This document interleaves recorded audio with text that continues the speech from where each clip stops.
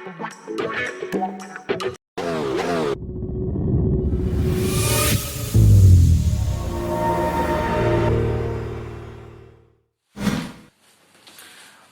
දුපතේ ඉතින් අදත් සාදරයෙන් පිළිගන්නවා සියලු දෙනාම ගණිතය YouTube නාලිකාවට.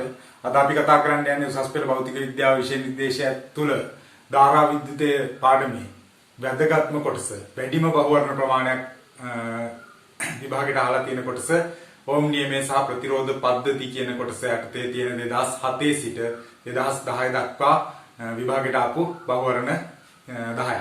ඉතින් අපි වෙනදා වගේම පල්ලෙහා ඩිස්ක්‍රිප්ෂන් එකේ තියෙන වීඩියෝ ලින්ක් එක PDF ලින්ක් එක ඩවුන්ලෝඩ් කරගෙන බලන්න කොච්චර හදන්න පුළුවන්ද කොච්චර දුරට ඔබට පිළිතුරු සපයන්න පුළුවන්ද කියලා උත්සාහ කරලා ඊට පස්සේ බලන්න වීඩියෝ එකත් එක්ක කොච්චර දුරට ඔබගේ පිළිතුරු නිවැරදිද කියන එක.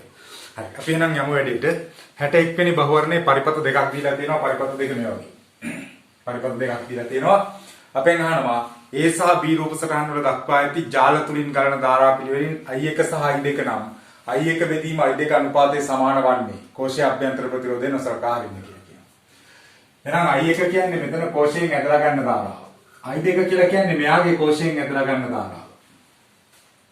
ධාරාව හොයන්න නම් අපි දැන් කෝෂ දෙකේම විද්‍යුත්ගාමක බල V කියලා ගන්නවා. මෙයාගේ විද්‍යුත්ගාමක බලයක් T, මෙයාගේ විද්‍යුත්ගාමක බලයක් T. V සමානයි IR අපිට පාවිච්චි කරන්න පුළුවන් සමක ප්‍රතිරෝධය දන්නවා නම් මේ ජාලයේ මේ ප්‍රතිරෝධ ජාලයේ. අපි බලමු මෙයාගේ සමක ප්‍රතිරෝධය හොයන්න යනකොට ඔබට පේනවා මේ ලක්ෂයයි දෙක සම්බන්ධයි. ඒ කියන්නේ ඔය දෙකේ විභවය සමානයි. ඒ කියන්නේ මේ R ප්‍රතිරෝධ දෙක සමාන්තරගතව වුණොම සම්බන්ධ වෙලා තියෙනවා කියලා අපිට ගන්න පුළුවන්. ඒ වගේම මේ දෙන්නගේ දෙකලවරවල් දෙක එකම ලක්ෂයකදී සම්බන්ධ වෙනවා. මේ දෙන්නත් R ප්‍රතිරෝධ දෙකක් සමාන්තරගතව සම්බන්ධ වෙනවා කියලා අපිට ගන්න පුළුවන්. අවසාන කොටසේ මේ දෙන්නගේ R ප්‍රතිරෝධ දෙකක් සමාන්තරගතව සම්බන්ධ වෙනවා කියලා ගන්න පුළුවන්. සමාන R ප්‍රතිරෝධ දෙකක් සමාන්තරගතව සම්බන්ධ වුණාම ඒ දෙකේ සමකය අපිට ගන්න පුළුවන් R බෙදීම 2යි කියලා. එහෙනම් මේ කොටසේ සමකය R බෙදීම 2යි. මේ කොටසේ සමකයත් R බෙදීම 2යි. මේ කොටසේ සමකයත් R බෙදීම 2යි. R බෙදීම දෙකේවා තුන් දෙනෙක් ශ්‍රේණිගතව සම්බන්ධ වෙලා තියෙනවා. ඒ කියන්නේ සමකය R බෙදීම දෙකේ ඒවා 3යි. ඔය තමයි සමක ප්‍රතිරෝධය. එතකොට අපිට ගන්න පුළුවන් V සමානයි IR දැම්මොත් V විද්‍යුත්ගාමක බලය ඔය වෙලාවේ මෙයාගේ ධාරාවයි 1යි කියලා අපිට කියන්නේ. සමක ප්‍රතිරෝධය දාමු 3යි R බෙදීම 2යි. ඔතනින් අපිට ගන්න පුළුවන් I1 කියන්නේ 2යි V බෙදීම 3යි R කියලා. මම දැනට ඔය සම්බන්ධතාවය තියාගෙන දෙවෙනි පරිපථය දිහා බලනවා. දෙවෙනි පරිපථයේ බලපුවාම ඔබට පැහැදිලිව පේන්න ඕන මෙතන තියෙනවා R ප්‍රතිරෝධ දෙකක් සමාන්තරගතව ඇදලා තියෙනවා පළවෙනියට. මේ දෙන්නගේ දෙකලවරවල් සමාන එකම ලක්ෂයකට සම්බන්ධ වෙලා තියෙන්නේ. එහෙනම් R දෙන්නේ කොයි වගේ තියෙනවා කියලා අපිට ගන්න පුළුවන්. ඊළඟට බලන්න මම මේ පරිපථය පොඩ්ඩක් සංකීර්ණ නිසා වෙනම අඳින්නම්. R දෙන්නේ කොහොම සමාන්තරගතව සම්බන්ධ වෙලා තියෙනවා. ඊට පස්සේ මෙතන ඉඳන් බලන්න මේ R ගේ දෙකලවරට තමයි මේ R සම්බන්ධ වෙලා තියෙන්නේ. එහෙනම් මෙතන තියෙනවා අවම R දෙකක්. මේ පැත්තෙත් ඒ වගේ මෙතන ඉඳන් R දෙකක් කොහොම සම්බන්ධ වෙලා තියෙනවා. ඊට පස්සේ මේ දෙකලවර ඇවිල්ලා එකම ලක්ෂයකදී සෙට් වෙනවා. සෙට් වෙලා මේ R ප්‍රතිරෝධ දෙක සමාන්තරගතයි. එහෙනම් අපි දන්නවා මෙතන සමකය R බෙදීම 2යි. මෙතන සමකය R බෙදීම 4යි. සමාන R ප්‍රතිරෝධ 4ක් සමාන්තරගතව වෙලා තියෙනවා. එකම ලක්ෂ දෙකදී දෙකලවර සම්බන්ධ වෙනවා. මෙතන සමකය R බෙදීම 2යි. දැන් මේ තුන් දෙනා ශ්‍රේණිගත නිසා අපිට එකතු කරන්න පුළුවන්. දෙකෙන් R කියන්නේ 4න් 2යි R කියලා අපිට ගන්න පුළුවන්. 4න් 2යි R 4න් 2යි R එකතු වුනහම 4න් 4යි R. මේ R උත් එකතු වුනහම 4න් 5යි R. ඔන්න සමකය. අවශ්‍ය නම් ලියලා ගන්න පුළුවන්. දැන් මම ගන්නවා මේ පරිපථයට V සමානයි IR. V වෙනකොට අපිට ගන්න පුළුවන් කෝෂයේ විද්‍යුත්ගාමක බලය I කියන්නේ I2යි R කියන්නේ සමක ප්‍රතිරෝධය 5යි R බෙදීම 4 කියලා අපිට ආවේ. ඔතනින් I2 උක්ත කරොත් අපිට ගන්න පුළුවන් 4යි V බෙදීම 5යි R කියලා I2. දැන් අපෙන් ගානේ ඇහුවේ I2 බෙදීම I1 අනුපාතය. එහෙනම් අපිට ගන්න පුළුවන් I2 බෙදීම I1 අනුපාතය කියන්නේ 4යි V බෙදීම 5යි R බෙදන්න ඕන මෙයාගේ 2යි V බෙදීම 3යි R ගෙන් බෙදන්න ඕන. බෙදනකොට උඩයට මාරු කරලා ගුණ කරන එක ලේසි අපිට 3r බෙදීම 2v r කැපිලා යනවා v ට v කැපිලා යනවා දෙවරක් 1යි 4ට දෙවරක් 2යි දෙවරක් 3 6යි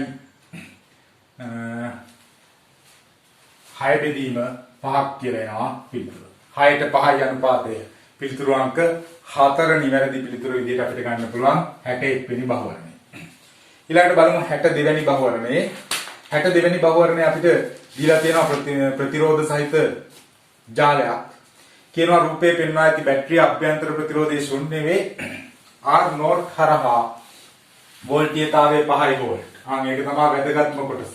පරිපථය ඔබ හොඳට බලන්න ඕන. R නෝට් හරහා වෝල්ටීයතාවය වෝල්ට් 5යි කියලා කියන්නේ හරියටම කෝෂයේ විභව බැස්ම වගේ භාගයක්. කෝෂයේ විද්‍යුත්කාමක බලය 10යි 10න් 5ක් බහිනවා R නෝට් කියන ප්‍රතිරෝධය හරහා. කියන්නේ මේ වගේ.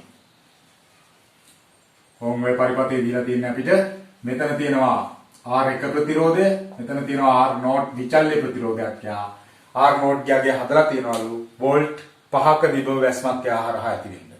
එහෙනම් විභව මෙතනින් එහා තියෙනවා අපිට සංකීර්ණ පරිපථයක්. සංකීර්ණ පරිපථය මොකක් වුණත් අපිට ගැටලුවක් වෙන්නේ නැහැ. මෙතනින් එහා තියෙන පරිපථය මම ගන්නම් R ඩෑෂ් කියලා.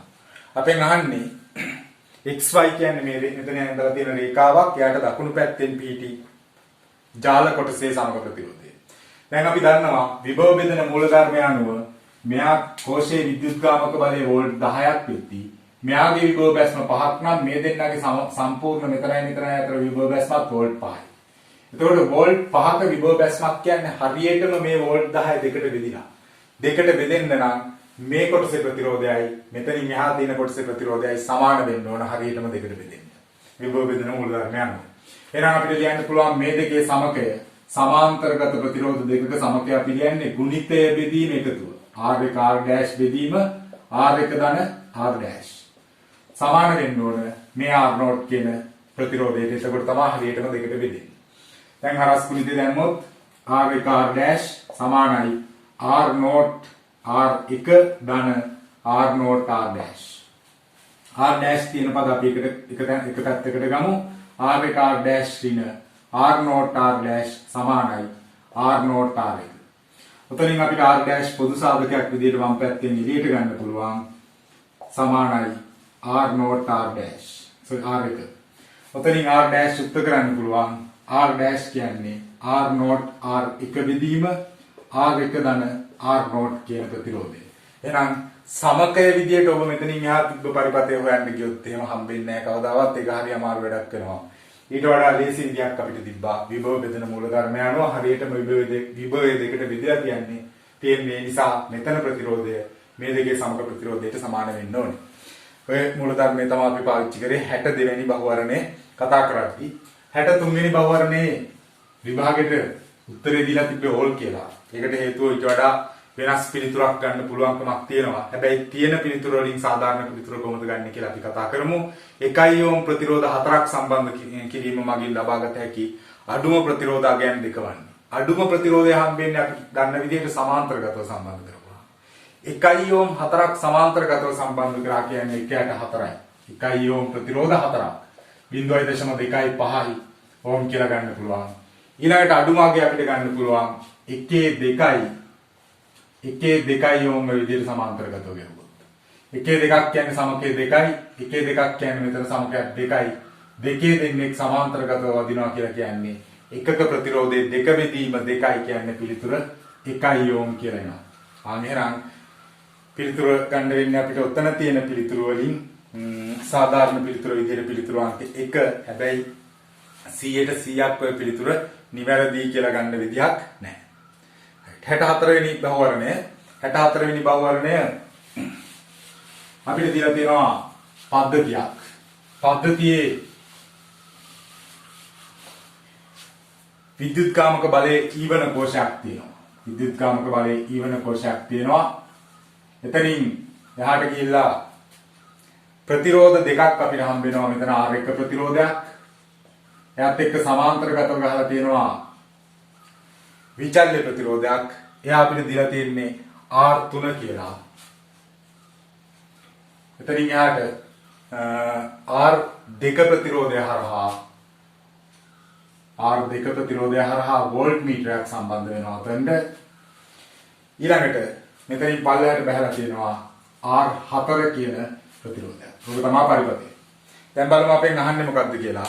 පෙන්වා ඇති පරිපථයේ ඊමගින් නිරූපණය වන්නේ අභ්‍යන්තර ප්‍රතිරෝධය නොගිනිය හැකි තරම් වූ කෝෂයක විද්‍යුත්ගාමක බලය වේ R1 R2 R4 පරිමිත ප්‍රතිරෝධ අගේ දන්න ප්‍රතිරෝධ V අනු R3 විචල්්‍ය ප්‍රතිරෝධය හරහා සම්බන්ධ කර ඇති පරිපූර්ණ වෝල්ට් මීටරයකි R3 හි අගේ ශූන්‍යයේ සිට අනන්තය දක්වා වෙනස් වන්නේ නම් R3 බිඳුව සහ අනන්තය වන විට වෝල්ට් මීටර කියවීම නිවැරදි ලෙස පුරවකථනය කරනු ලබන්නේ. R3 බිඳුව වෙනකොට R3 බිඳුව වෙනවා කියලා කියන්නේ මෙතන පරිපථයේ ප්‍රතිරෝධයක් නැහැ වගේ. ප්‍රතිරෝධයක් නැහැ කියලා කියන්නේ කොහොමද? මේ ප්‍රතිරෝධයේ වැඩි මාර්ගයේ ධාරාව යන්නේ නැහැ. ඒ වෙලාවට අපිට R1 බිඳුවයි කියලා ගන්න පුළුවන්. R1 හරහා ධාරාවක් යන්නේ නැහැ කියලා ගන්න පුළුවන්. ඒ වගේම වෝල්ට් මීටරයක අභ්‍යන්තර ප්‍රතිරෝධය අනන්ත ප්‍රතිරෝධයක් කියන්නේ කවදාවත් මේක ඇතුළට ධාරාවක් කරලා ගන්න නැහැ කියලා තමයි අපි ගන්නෙ. එතකොට මෙතන ප්‍රතිරෝධයේ බිඳුවයි බිඳුවක ප්‍රතිරෝධයේ දෙපැත්තට වෝල්ට් මීටරේ සම්බන්ධ කරලා තියෙන්නේ වෝල්ටීයතාවයේ බිඳුවයි. V සමානයි IR ගුණිත යනවා R බිඳුවක් වෙනකොට වෝල්ටීයතාවයේ බිඳුවයි. ඊළඟට අපි බලමු R3 අනන්තයක් වෙනකොට. මෙයා අනන්තයක් වෙනකොට මෙතන පරිපථයෙන් ධාරාව යන්නේ නැහැ. හැබැයි මේකේ ධාරාව දැන් යනවා. මේකේ ධාරාව යනවා. ඒ වෙලාවට විභවාන්තරේ වෝල්ට් මීටරයෙන් මනින විභවාන්තරය වෙන්නේ මෙතන දෙකලවර විභවාන්තරය. ඒක අපිට ගන්න පුළුවන් E බෙදීම R1 ධන R4 පරක් R4 කියලා. sorry R1 කියලා. අදාළ ලක්ෂ්‍ය අතර මේ විභවාන්තරය විභව බෙදන මූලධර්මයන් ප්‍රතිරෝධ දෙක එකතුවෙන් බෙදුවා. ඊට පස්සේ මේ පැත්තේ අපිට අදාළ වුණ ලක්ෂ්‍ය දෙක අතර තියෙන විභවාන්තරයට අදාළ ප්‍රතිරෝධයෙන් ගුණ කරා. එතකොට අපිට ගන්න පුළුවන් උතන තියෙන පිළිතුරු වලින් 64 වෙනි ගැටලුවට නිවැරදි පිළිතුර විදියට පිළිතුරු අංක 3 නිවැරදි කියලා. 65 වෙනි ගැටලුව 65 වෙනි ගැටලුවේ අපිට දීලා තියෙන්නේ හරස්කඩ වර්ගඵලය 10 ඍණ 7යි වර්ග මීටර වන ඒකාකාර තඹ කම්බියක 1.6 ඇම්පියර් ධාරාවක් ඇගෙන යයි. තඹ ඝන මීටරයක නිදහස් ඉලෙක්ට්‍රෝන ඝනත්වය 29 වෙනි බලයක් ඇතනම් කම්බිය තුල ඉලෙක්ට්‍රෝන ප්ලාවිත ප්‍රවේගය දීලා අහන්නේ අපෙන්. ඉලෙක්ට්‍රෝනයක ආරෝපණයේ විශාලත්වය දීලා තියෙනවා 1.6 වැඩි කිරීම 10 ඍණ 19යි කියලා. අපි දන්නවා සන්නායකයක් තුල ආරෝපණ කරද්දී ධාරාව වෙන්නේ I සමානයි VAND කියලා. I කියන්නේ ධාරාව, V කියන්නේ මධ්‍යයන ඉලෙක්ට්‍රෝන වල මධ්‍යයන ප්ලාවිත වේගය, A කියන්නේ හරස්කඩ වර්ගඵලය, N කියන්නේ නිදහස් ඉලෙක්ට්‍රෝන ඝනත්වය. එහෙම නැත්නම් ඝන මීටර එකක අදාළ සන්නායකය ඇතුලේ ඝන මීටර එකක තියෙන නිදහස් ඉලෙක්ට්‍රෝන සංඛ්‍යාව. E කියලා කියන්නේ ඉලෙක්ට්‍රෝනයක ආරෝපණය. අගයන් ආදේශ කරන්න කලින් අපි V උක්ත කරගමු. V තමයි අපෙන් අහන්නේ. I බෙදීම ANE කියලා එනවා. දැන් අපෙන් ගලන ධාරාව 1.6 ඇම්පියර් කියලා දීලා තියෙනවා. සන්නායකයේ හරස්කඩ වර්ගඵලය 10 ඍණ 7 වෙනි බලයේ වර්ග මීටර කියලා දීලා තියෙනවා. N කියන්නේ ඉලෙක්ට්‍රෝන ඝනත්වය 1029යි. E කියන්නේ ඉලෙක්ට්‍රෝනයක ආරෝපණ 1.6 වරක් 10 ඍණ 19යි. 1.6 1.6 කැපිලා යනවා. V සමානයි. ඔතන සුළු කිරීම කරපුවාම 10 19 10 29 කැපුවොත් 10 10ක් ඉතුරුයි. 10 10 10 7යි කියන්නේ 1ට 10 3 වෙනි බලය. උඩ පැත්තට ගියාම 10 ඍණ 3 වෙනි බලය 1 මිලිමීටර් තප්පරයට කියලා ගන්න පුළුවන් අපිට ප්‍රවේගය. පිළිතුරු අංක 1 නිවැරදි 65 වෙනි ගැටලුවට. ඊළඟට අපි කතා කරන්න යන්නේ 66 වෙනි ගැටලුව. 66 වෙනි ගැටලුවේ පරිපථයක් අපිට දීලා තියෙනවා. දීලා තියෙන පරිපථය මම අඳින්නම්. අපෙන් අහන්නේ ඔතන ප්‍රතිරෝධවල මම ගැටලුව ගත්ත පොතේ පුංචි ගැටලුවක් ප්‍රතිරෝධ මාරු වීමක් තිබුණා. ඒ නිසා තමයි මම වෙනස් කරලා හදලා තියෙන්නේ. විභාග ගැටලුවේ තිබ්බ විදිහට. R1 කියන්නේ මෙතන ප්‍රතිරෝධය. ඊළඟට මෙතනින් දාලා තියෙනවා R2 ප්‍රතිරෝධයක්. මෙතන තියෙනවා විචල්්‍ය ප්‍රතිරෝධයක් R3. ඔක තමයි පරිපථය. අපෙන් අහන්නේ එක රූපේ දක්වා ඇති පරිපථයේ බැටරිය හරහා ධාරාව I R3 සමග විචලනය වන ආකාරයේ දෙක රූපේ පෙන්වා ඇත. R1 හා R2 අගයන් පිළිවෙලින් මොනවද කියලා අහනවා. අපි ගත්තොත් මෙයාගේ විද්‍යුත්ගාමක බලය අපිට දීලා තියෙන්නේ 12 වෝල්ට්. 12 වෝල්ට් විද්‍යුත්ගාමක බලයක් තියෙන්නේ. අපි ගත්තොත් R3 බිඳුවක් වෙනකොට ප්‍රස්ථාරයේ මේ පැත්තේ කෙළවරේදී ධාරාව අපිට ලකුණු කරලා තියෙන්නේ 6යි කියලා. ඇම්පියර් 6යි. එහෙනම් R3 බිඳුවක් වෙනවා කියන්නේ මේ පරිපතයෙන් ධාරාව යන්නේ නැහැ. R3 යගේ බිඳුවයි. එතකොට R1 හරහා විතරයි ධාරාව යන්නේ. මෙතනින් යන ධාරාව ඕම් ගිහිල්ලා මෙතෙන් එනවා. එහෙනම් V සමානයි IR දැම්මොත් අපිට පුළුවන් 12 සමානයි ධාරාව 6යි ප්‍රතිරෝධය R1යි. R1 හොයා ගන්න පුළුවන් 2 ඕම් කියලා. ඊළඟට R3 අනන්තයක් කළොත් අනන්ත ප්‍රතිරෝධයක් මෙතන තිබ්බොත් එයා හරහා ධාරාවක් යන්නේ නැහැ. මෙතනින් ධාරාවක් යන්නේ නැහැ. R3 අනන්තයක් කරනකොට. ඒ වෙලාවේ ධාරාව 2යි කියලා දීලා තියෙනවා ප්‍රස්ථාරයේ මෙතනගේ. එතකොට අපිට දැන් දාන්න වෙන්නේ මේ පරිපතේට V සමානයි IR V12යි ධාරාව 2යි ප්‍රතිරෝධය ගන්න වෙන්නේ R1 ධන R2 කියලා. දෙවරක් 1යි දෙවරක් 6යි 6 සමානයි R1 වෙනුවට 2 ආදේශ කරමු ධන R2. ඔතනින් R2 එනවා 4යි ඕම් කියලා. එහෙනම් 2යි ඕම් සහ 4යි ඕම් කියන පිළිතුරු අංක 3 අපිට ගන්න පුළුවන් නිවැරදි පිළිතුර විදිහට 66 වෙනි ගැටලුවට. ඊළඟට 67 වෙනි ගැටලුව කියනවා පොළව යටින් දිවෙන කිලෝමීටර් 6ක් දිගැටි. පොළව යටින් දිවෙන කිලෝමීටර් 6ක් දිගැටි.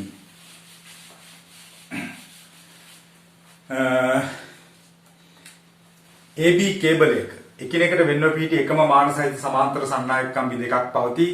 මෙම කේබලය තුල එක් ලක්ෂයකදී කම්බි දෙක අතර ලුහුවත් වීමක් සිදු ඇත. මෙම දෝෂ සහිත ස්ථානයේ සෙවීමට කරන පරීක්ෂණයකදී A කෙළවරේ කම්බි අතර වනින ලද ප්‍රතිරෝධය 3 කිලෝ ඕම් ලෙසද B කෙළවරේදී 5 කිලෝ ඕම් ලෙසද සොයා ගන්නා ලදී. දෝෂ සහිත ස්ථානයේ A සිට ඇති දුර. කේබලය මොම තියෙන්නේ කිලෝමීටර් 6ක් දුරයි. මෙතනින් ලුහුවත් වීමක් තියෙනවා. මේ දුර තමයි අපෙන් අහන්නේ. A කෙළවරේ සිට. මෙතනින් මැන්නාම ප්‍රතිරෝධය 3 කිලෝ ඕම්. මෙතනින් මැන්නාම ප්‍රතිරෝධය 5 කිලෝ ඕම්. ඒ වගේම මුළු දිග කිලෝමීටර් 6ක් කියන්නේ මේ දුර 6 ඍණ x. එහෙනම් අපිට මේ කෙළවරේදී ප්‍රතිරෝධයට දාන්න පුළුවන් R සමානයි ρl බෙදීම A R කියන්නේ 3 කිලෝ ඕම්. කිලෝ ඕම් මෙහෙම තියන්නම් මම බෙදන්න යන නිසා ρ නියතයක් තඹ කම්බි තියෙන දිගටම L කියන්නේ මේ x ධන ආපහු nx. මෙතනින් ධාරාවක් යවුවොත් කොහොම ගිහිල්ලා ඔහම එනවා. ඒ කියන්නේ 2x මුළු දිග. හරස්කඩ වර්ගඵලයේ. ඔක තමයි පළවෙනි සමීකරණය. ඊළඟට අපිට මේ පැත්තෙන් ප්‍රතිරෝධයට ගත්තොත් ප්‍රතිරෝධය 5යි. ρ එයාගේමයි දුර ගන්න වෙන්නේ 6යි x ඒවා දෙකක්. දෙවරක් 6 ඍණ x. 6 ඍණ x ඒවා දෙකක්. බෙදන්න වෙනවා ඒකේ. සමීකරණ දෙක බෙදන්න පුළුවන්. රෝට රෝ කැපිලා යනවා. දෙකට දෙක කැපිලා යනවා. ඒට ඒ කැපිලා යනවා. 3 බෙදීම 5 සමානයි x බෙදීම 6 ඍණ x. හරස් ගුණිතය දැම්මොත් 3 වරක් 6 18යි ඍණ 3 වරක් x 3යි x සමානයි 5යි x 5යි x 3යි x එකතු වුනහම 8යි x සමානයි 18යි x සමානයි 18 බෙදීම 8යි දෙවරක් 4යි දෙවරක් 9යි 9 දෙකෙන් බෙදුවොත් 4.5යි 4ෙන් බෙදුවොත් 2.25යි කිලෝමීටර් කියලා එනවා x අගේ. ඔය විදිහට 6 වෙනි ගාන 67 වෙනි ගාන හදලා ඉවරයි. ඊළඟට අපි බලමු 68 වෙනි ගැටලුව. ප්ලැටිනම් කම්බියකින් සාදන ලද දඟලයක් සෙල්සියස් බිඳුවේදී ඕම් 50ක ප්‍රතිරෝධයක් ඇත. ද්‍රව මෙමින් පවතින ඊයම් තුල ගිල්ලුව විට දඟලයේ ප්‍රතිරෝධය 115ක් දක්වා වැඩි වේ. ප්ලැටිනම් ප්‍රතිරෝධයේ උෂ්ණත්ව සංගුණකය 4 වැඩි කිරීම 10 3ක් නම් ඊයම් හි ද්‍රවාංකය. අපි දන්නවා සන්නායකයක උෂ්ණත්වය වැඩි වෙනකොට යාගේ ප්‍රතිරෝධය වැඩි වෙනවා. ප්‍රතිරෝධය වැඩි වෙනකොට අපි දාන්න සමීකරණය R θ සමානයි R නෝට් වරක් 1 ධන ඇල්ෆා t. ඇල්ෆා θ. R θ කියන්නේ θ උෂ්ණත්වයේදී ප්‍රතිරෝධය. අපිට දීලා තියෙනවා 115යි. R නෝට් කියලා කියන්නේ සෙල්සියස් බිඳුවේදී ප්‍රතිරෝධය. සෙල්සියස් බිඳුවේදී ප්‍රතිරෝධය 50යි කියලා දීලා තියෙනවා. 1 ධන ඇල්ෆාගේ ඊයම් වල ප්‍රතිරෝධයේ උෂ්ණත්ව සංගුණකය 4 වැඩි කිරීම ප්ලැටිනම් වල ප්‍රතිරෝධයේ උෂ්ණත්ව සංගුණකය 4 වැඩි කිරීම 10 ඍණ 3යි. ටීක තමයි අපෙන් අහන්නේ. මතක තියාගන්න ඕන ඔය සමීකරණය පාවිච්චි කරද්දී අපි හැම වෙලේම R නෝට් දාන්නේ සෙල්සියස් බිඳුවේදී ප්‍රතිරෝධයමයි. සෙල්සියස් බිඳුවේදී ප්‍රතිරෝධය කෙල්වින් බිඳුවේදීම නෙවෙයි. එතකොට කපලා දැම්මොත් 5 වරක් 10යි 5 වරක් 11ට 2යි ඉතුරු 1යි 15ට 3යි. 23 10න් බෙදුවාම 2.3 සමානයි. 1 ධන 4 වැඩි කිරීම 10 ඍණ 3යි තීටා. එක මේ පැත්තට ගෙනල්ලා අඩු කරොත් 1.3 සමානයි 4 වැඩි කිරීම 10 ඍණ 3යි තීටා. මේ දෙන්න මේ පැත්තට ගියමු 1.3 බෙදීම 4 මම මෙහා 10 ඍණ 3 උඩට යටට එන්නේ උඩට එනකොට 10 3යි කියන්නේ 10යි සමානයි තීටා. 4 වරක් 1යි 4 වරක් 250යි බිඳුවකට දාමු 13 වරක් 5ට 5න් 5ක් ඉතුරුයි 13 වරක් 2 26යි 6යි 32යි දශම ස්ථාන 1යි කරපුවාම 325 සෙල්සියස් අංශක කියලා එනවා. අදාළ උෂ්ණත්වය කියන්නේ ඊයම් වල ද්‍රවාංකය. පිළිතුරු අංක 2 නිවැරදි කියලා ගන්න පුළුවන් අපිට ඔය ගැටලුවට. 69 වෙනි ගැටලුව පෙන්වා ඇති ප්‍රතිරෝධ ජාලයේ A හා B ලක්ෂ හරහා සමග ප්‍රතිරෝධය වන්නේ. AB ලක්ෂ දෙක මේ වගේ තියෙන්නේ. මෙතන A ලක්ෂය, මේ පැත්තේ B ලක්ෂය. ඔබට පේනවා මෙතනින් එනකොටම R ප්‍රතිරෝධ දෙකක් සමාන්තරගතව තියෙනවා. ඒ කියන්නේ මේ දෙන්නගේ සමග ප්‍රතිරෝධය අපි දාගමු R බෙදීම 2යි. ඊළඟට මෙතන තියෙනවා තව R ප්‍රතිරෝධයක්. ඊළඟට මෙතනින් යනකොට ආයෙත් R ප්‍රතිරෝධ දෙකක් සමාන්තරගතව වෙලා තියෙනවා සමකය R බෙදීම 2යි. සමාන ප්‍රතිරෝධ දෙකක් සමාන්තරගතව වෙලා තියෙනවා. ඊළඟට මේ මැද අක්ෂයේත් R ප්‍රතිරෝධ දෙකක් සමාන්තරගතව වෙලා තියෙනවා. ඒකට සමකය R බෙදීම 2යි. සමකය දාලා අඳින්නේ රූප සටහන අඳින්න ගත වෙන කාලය අඩු කරගන්න. මෙතනත් R බෙදීම 2යි සමාන්තරගත R ප්‍රතිරෝධ දෙකක් තියෙනවා. මෙතනත් R බෙදීම 2යි සමාන්තරගත R ප්‍රතිරෝධ දෙකක්. මෙතන ප්‍රතිරෝධය අපිට දීලා තියෙනවා. දැන් ඔබට බැලුමට පේන්න ඕන මේ තුන් දෙනාම ශ්‍රේණිගතයි. ශ්‍රේණිගත නිසා සමකය එකතු වෙන්නේ. R බෙදීම 2ට R බෙදීම 2 එකතු වුණොත් R ට R එකතු වුණොත් 2R. 2R එක්ක මෙයා සමාන්තරගතයි. එහෙනම් මෙතනින් එහා පද්ධතියම ගන්න පුළුවන් 2R වරක් R බෙදීම 2 කියන ගුණිතය බෙදන්න ඕන 2R ධන R බෙදීම 2 කියන එකතුවෙන්. ගුණිතය බෙදීම එකතුවෙන් ගන්න. එතකොට එනවා 2R දෙකට දෙක කැපිලා යනවා R වර්ගය බෙදීම 2Rට භාගයයි R එකතු වුණාම 2මාරයි R. 5 බෙදීම 2R. මම ලියනවා 5 බෙදීම 2R මෙතන ආවේ. එතකොට එනවා 5R බෙදීම 2 එන්නේ. 5R බෙදීම 2 අපි ලියනවා 2 බෙදීම 5R කියලා උඩයට මාරු කරලා එතකොට බෙදීම ගුණ කිරීමක් කරන්න. R එකක් කැපිලා යනවා 2R බෙදීම 5. ඔය තමයි මෙතනින් එහා කොටස සමකය. මෙයත් එක්ක ඒ කියන්නේ මෙතනින් එහා කොටස සමකයත් එක්ක මේ R බෙදීම 2 දෙන්න ශ්‍රේණිගතයි. ඒ නිසා මේ සෙට් එකේම සමකය අපිට ගන්න පුළුවන්. මෙයාට එකතු කරන්න ඕන R බෙදීම 2 ඒවා දෙකක් කියන්නේ R. දැන් බලන්න ඊළඟ කොටසට යන හැටි. 5න් 2Rට 5න් 5යි එකතු වුණාම R එකතු වුණාම 5න් 7යි R. මේ කොටස සමකය. එයා මේ R එක්ක සමාන්තරගතයි. එහෙනම් අපි ගුණිතය බෙදීම එකතුව ගන්නවා 5න් 7යි R ධන R. මෙතන ගන්න පුළුවන් උඩ පැත්තේ 5න් 7යි R වර්ගය. මෙතන ඉන්නේ 5න් 7යි Rට 5න් 5යි R. එකයි කියන්නේ 5න් 5යි R. එකතු වුණාම 5න් 12යි R. වැඩි කරන්න පුළුවන් 12යි R යට එනවා 5 උඩට එනවා. 5ට 5 කැපිලා යනවා R එකක් කැපිලා යනවා 7යි R බෙදීම 12යි කියලා එනවා. සමක ප්‍රතිරෝධය ඔය දීලා තියෙන පද්ධතියේ තුන්වෙනි පිළිතුර නිවැරදි පිළිතුර විදිහට ගන්න පුළුවන්. තේරුම් නැති දරුවෙක් ඉන්නවා නම් නැවත වතාවක් ගන්න වීඩියෝ එක බලන්න. එතකොට පැහැදිලි වෙයි. මොනවා හරි ප්‍රශ්නයක් තියෙනවා නම් පල්ලා කමෙන්ට් සෙක්ෂන් එකේ කමෙන්ට් කරන්න පිළිතුරු දෙන්නම් පුළුවන් හැම වෙලෙම. 70 වෙනි ගැටලුව. අවසාන ගැටලුව අද දවසේ අපිට දීලා තියෙනවා පරිපථයක්. අපෙන් අහන්නේ V වෝල්ටීයතා ප්‍රභවය දකින AC හා BD හරහා ඇති සඵල ප්‍රතිරෝධ. V වෝල්ටීයතා ප්‍රභවය සම්බන්ධ කරලා තියෙන්නේ මේ වගේ. මෙතන තියෙනවා R ප්‍රතිරෝධයක්, මේ පැත්තේ තියෙනවා R ප්‍රතිරෝධයක්. ඕම් ඔය වගේ පරිපථයක් තියෙන්නේ මැද සම්බන්ධ කරලා තියෙනවා ඕම් ඔය වගේ ප්‍රතිරෝධයක්. එතකොට AC ලක්ෂ තියෙන්නේ මෙතනයි. අපි දන්නවා AC ලක්ෂ හරහා ගත්තොත් මෙයයි බෙදපුවාම වෙන අනුපාතය R බෙදීම R අනුපාතය සමාන වෙනවා. මෙතනත් R බෙදීම R අනුපාතයට. එහෙනම් මේ මැද තියෙන R ප්‍රතිරෝධය හරහා ධාරාවක් යන්නේ. එහෙනම් මෙතන AC කියන දෙන්නට සාපේක්ෂව මේ බැටරියට දැනෙන්නේ RR ශ්‍රේණිගතයි එකතු 2R 2R දෙන්නේ සමාන්තරගතයි කියන්නේ 2R බෙදීම 2 R ප්‍රතිරෝධයක් තමයි දැනෙන්නේ. ඊළඟට BD ලක්ෂණයක තියෙන්නේ මෙතනයි. මේ හරහා ධාරාවක් යන්නේ ධාරාවක් යන්නේ කියලා කියන්නේ බැටරිය තේරුම් ගන්නේ අනන්ත ප්‍රතිරෝධයක් තියනවා කියලා. ඒ නිසා තමයි ධාරාවක් යන්නේ නැත්තේ. R සහ අනන්ත ප්‍රතිරෝධයක් කියන පිළිතුරට අපිට යන්න පුළුවන්. පිළිතුරු අංක 5 නිවැරදි කියලා ඔය ගැටලුවට.